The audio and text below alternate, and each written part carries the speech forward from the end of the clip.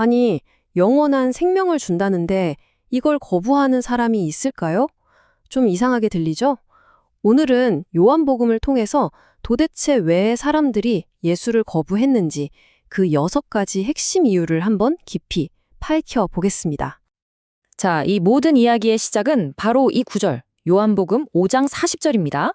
너희가 영생을 얻기 위하여 내게 오기를 원하지 아니하는도다. 예수님은 생명을 주려고 하시는데 사람들은 오려고 하질 않아요.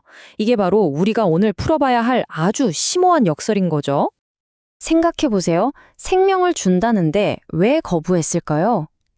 다행히 우리가 막 추측할 필요는 없어요.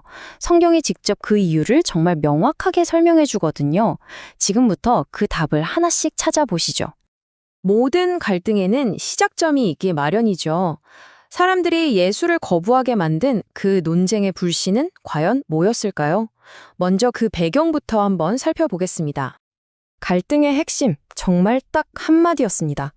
예수님께서 자신을 하나님과 동등하다고 선언하신 거죠. 당시 종교 지도자들한테 이 말은요, 정말 상상도 할 수 없는 용납 불가능한 신성 모독이었던 겁니다. 근데 예수님은 그냥 그들을 비난만 하신 게 아니에요. 아주 정확하게 그들 마음속에 있는 불신의 뿌리를 6가지로 진단하십니다. 자, 그 첫 번째 진단부터 바로 들어가 보시죠. 불신의 첫 번째 원인은요, 바깥이 아니라 바로 우리 안에서 시작됩니다. 바로 의지와 마음의 문제라는 건데요. 과연 이게 무슨 뜻일까요? 첫 번째 이유는 정말 충격적일 만큼 직설적입니다. 그들의 거부가 무슨 실수나 오해가 아니었다는 거예요. 이건 나는 가지 않겠다는 아주 의도적인 결단, 다시 말해 고집스러운 의지의 선택이었다는 거죠. 사실 이런 반항적인 의지는 성경 전체에서 계속해서 나오는 주제입니다. 사도행전을 보면 목이 곧고 마음과 귀의 할례를 받지 못했다는 표현이 나오는데요. 이게 바로 진리를 들을 귀도 없고 받아들일 마음도 없는 꽉 닫힌 상태를 의미하는 겁니다. 두 번째 이유는 문제의 더 깊은 곳을 파고듭니다. 겉으로는 열심히 종교적인 의식을 치렀겠죠. 하지만 예수님은 그들 마음 한가운데에 하나님을 사랑하는 마음이 텅 비어 있다는 걸 정확히 꿰뚫어 보신 겁니다. 그러니까 껍데기만 남은 신앙이었던 거죠. 마음속의 문제는요, 반드시 밖으로 드러나게 되어 있습니다. 그들의 내면에 있던 거부가 어떻게 거짓된 영광을 좇는 외적인 행동으로 나타났는지 한번 살펴보겠습니다. 이 부분이 핵심입니다.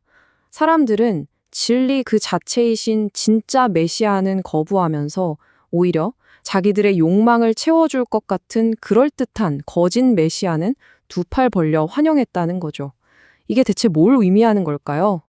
그 차이는 정말 명확합니다. 보세요. 참된 메시아는 하나님의 권위로 와서 때로는 불편한 진리, 즉 자기를 부인하라고 요구합니다. 반면에 거짓 메시아는 자기 이름으로 와서 사람들이 듣고 싶어하는 말, 즉 인간의 욕망을 자극하니까 훨씬 쉽게 받아들여지는 거예요. 이렇게 거짓 메시아를 따르는 마음, 그 근원을 파고 들어가면 네 번째 이유가 나옵니다. 바로 교만이죠. 이건 하나님께 인정받는 것보다 사람들한테 박수받고 인정받는 걸 더 갈망하는 마음입니다. 예수님께서 던지신 이 질문이 정말 핵심을 찌릅니다. 너희가 서로 영광을 주고받으면서 정작 유일하신 하나님께로부터 오는 영광은 구하지 않으니 어떻게 나를 믿을 수 있겠느냐. 이 말은 즉 세상의 인정을 구하는 마음으로는 하나님을 믿을 수 없다는 뜻이죠. 자, 이제 거의 다 왔습니다.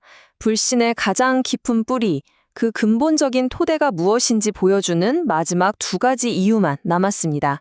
그건 바로 하나님의 말씀을 대하는 태도의 문제입니다. 여기서 예수님은 정말 놀라운 말씀을 하세요. 그들의 불신이 예수님한테서 시작된 게 아니라는 겁니다. 사실은 그들이 그토록 존경한다고 입버릇처럼 말하던 모세의 글, 즉 성경의 예언을 먼저 거부했기 때문이라는 거죠.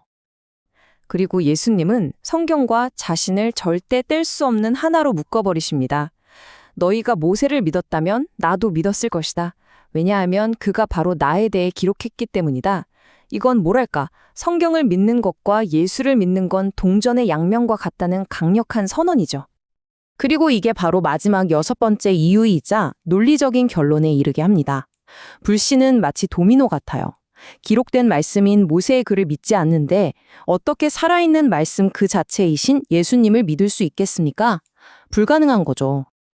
자, 그럼 이 모든 걸 종합해 볼 때 우리가 무엇을 발견할 수 있을까요? 이 불신의 끊어지지 않는 사슬은 오늘 우리에게 무엇을 말해주고 있는 걸까요?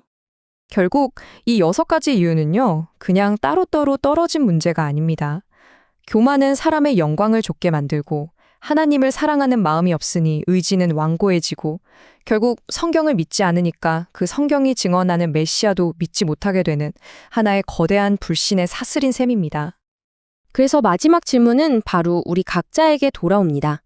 만약 우리가 하나님의 첫 번째 말씀을 믿지 않으면서 그분의 마지막 말씀을 진정으로 믿는다고 말할 수 있을까요?